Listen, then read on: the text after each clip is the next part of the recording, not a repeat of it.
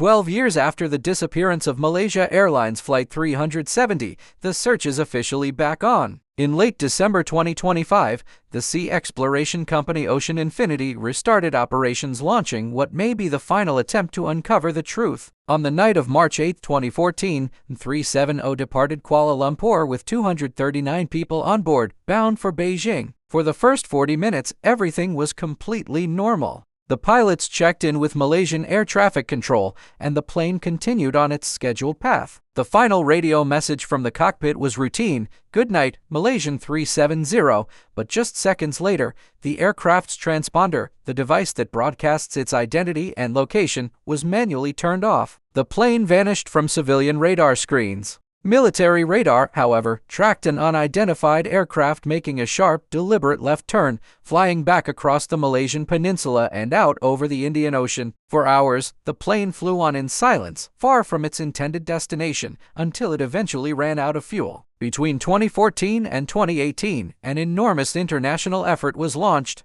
Australia, Malaysia, and China led a search that cost more than $150 million and covered an area the size of a small country. The problem wasn't a lack of effort, it was the sheer difficulty of the geography. The search area is located in one of the most remote and hostile maritime environments on Earth, a region known as the Roaring Forties for its powerful winds and massive waves. The seafloor itself is a landscape of underwater volcanoes, canyons, and mountains, some taller than any on land. The primary search method involved towing sonar devices, called towfish, on long cables behind ships. But this technology had a critical weakness. Like a flashlight casting a shadow, the sonar signals couldn't see behind the massive underwater mountains. This created huge blind spots, or shadow zones, where wreckage could easily be hiding, completely undetected. Despite years of work, the search was called off without finding the main aircraft. So, what makes this new search different? The biggest change is the technology. This time, Ocean Infinity is deploying a fleet of advanced autonomous underwater vehicles, or AUVs. Think of them as intelligent, self-guiding underwater drones.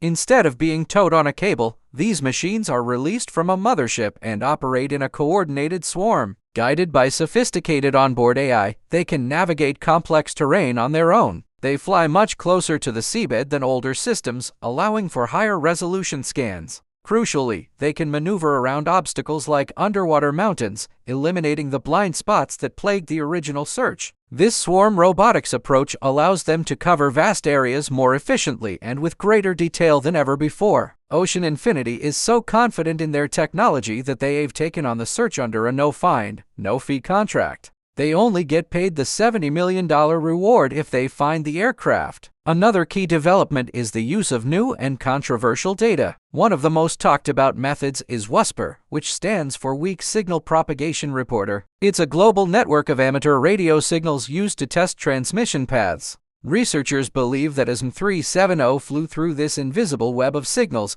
it created tiny disturbances, like a stone dropped in a pond. By analyzing these faint ripples in the historical radio data, a team of experts claims to have pinpointed a new, more precise crash location. This digital tripwire theory suggests a final resting place just outside the original search zone. However, the method is highly contested. Critics argue that weather phenomena or other aircraft could have caused similar signal disturbances. But its supporters insist that the specific path and timing of the disturbances align perfectly with 370's last known trajectory to be a coincidence. Of course, the most concrete evidence we have comes from the debris that washed ashore. Starting in 2015, pieces of the aircraft began appearing on coastlines across the Indian Ocean, as far away as Union Island and Tanzania. The most significant piece found was the flaperon, a part of the wing. Scientific analysis of the barnacles that had grown on the debris was a major breakthrough. By studying the species and growth patterns of these marine organisms,